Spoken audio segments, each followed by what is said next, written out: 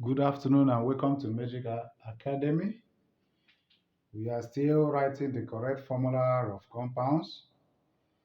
As you know, this is the basic of chemistry. It's one of the basics of chemistry. If you, as a chemistry student, can be able to write correctly the formula of compounds, and it is always the IUPAC nomenclature.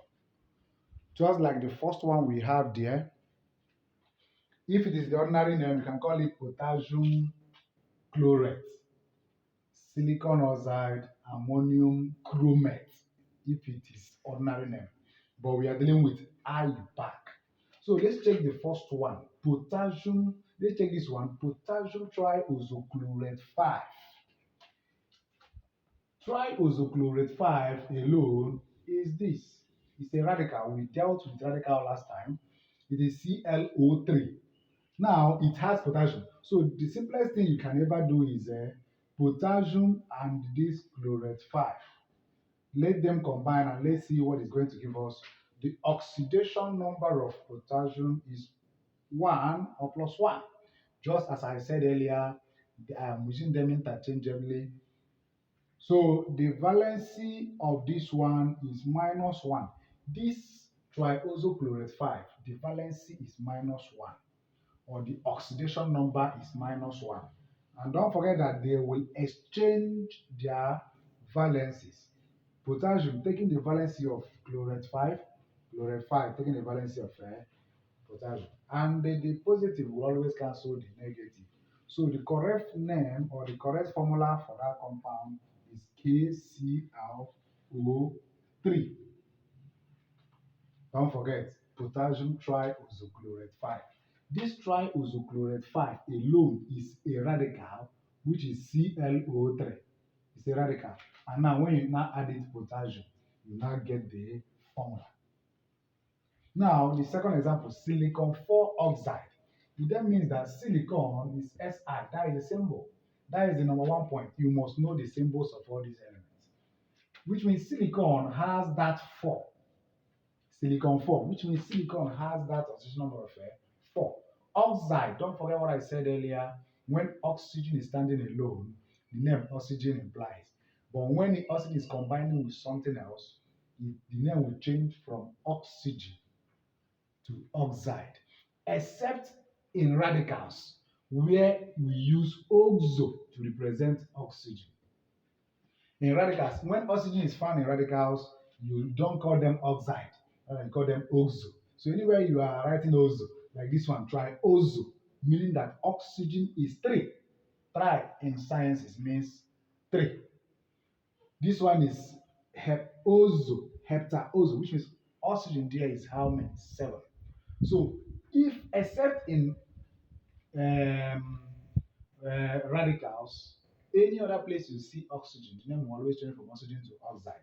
It is not only oxygen, even chlorine. Chlorine will change from chlorine to chloride, sulfur to sulfide to sulfate, nitrogen to nitrate, nitrite, and so on and so forth. So sulfur 4, now oxygen has the valency of 2.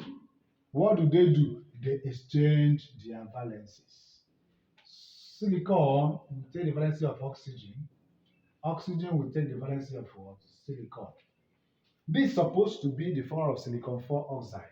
But since they still have a common denominator, which means 2 can cancel out. So the correct formula now becomes S. So 2 here, give you something like this. This is silicon 4 oxide. Silicon 4 oxide. Watch it very carefully.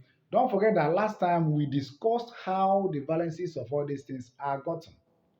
Discuss how the valencies are gotten. Okay, let me just finish number 3 now. Now we now discuss how maybe I can remind you of how all these things are gotten.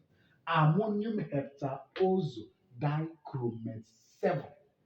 So it's supposed to be 6 dichromate 6. Dichromate 6. Okay, now ammonium, the symbol for ammonium is NH4 and the valence is 1. Heptaozodichromate 6 is a radical, and that radical is this. Heptaozodichromate 6 has this radical Cr2O7. Don't forget that oxygen there is how many? 7. Hepta means 7. Maybe you should learn all these prefixes.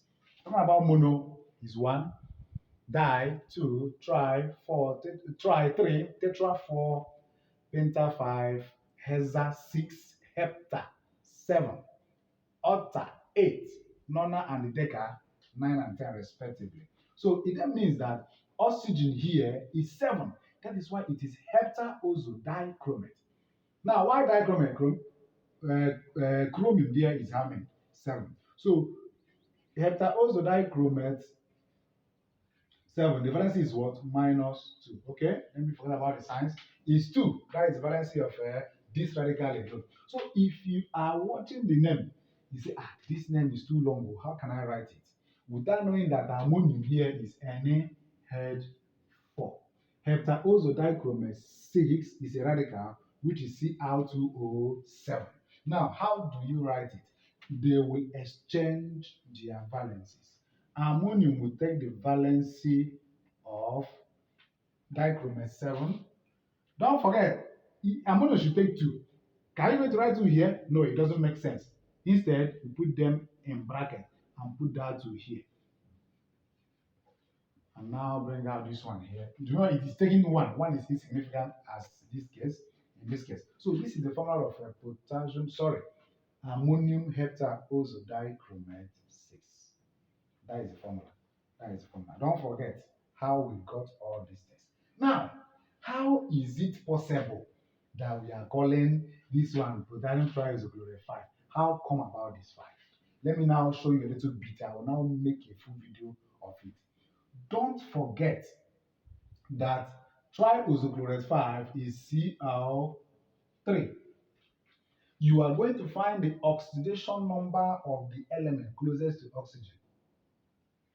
And the oxidation number of this element is what? Chlorine. Don't forget that the valency of this one is what? -1. So you are going to put it to -1. Now, chlorine, let's call chlorine X because we are looking for the oxidation number. Plus, oxidation number of oxygen is -2. But we have 3 oxygen there times 3 equals -1. We can open the bracket. You can open the bracket. X minus 6 equals -1. How do you do it? Collect like terms. Simple mathematics. X equals -1. When this -6 is causing this sign, it becomes +6. Now, don't forget that our S is what? Chlorine. -1 plus 6 is +5. Don't forget that which is S, which is chlorine, the valency there is what? Plus, or the oxidation number there is +5. That is why it is potassium triisochlorate 5. This 5 is not by convention. I don't guess it. I don't do permutation, this plus this.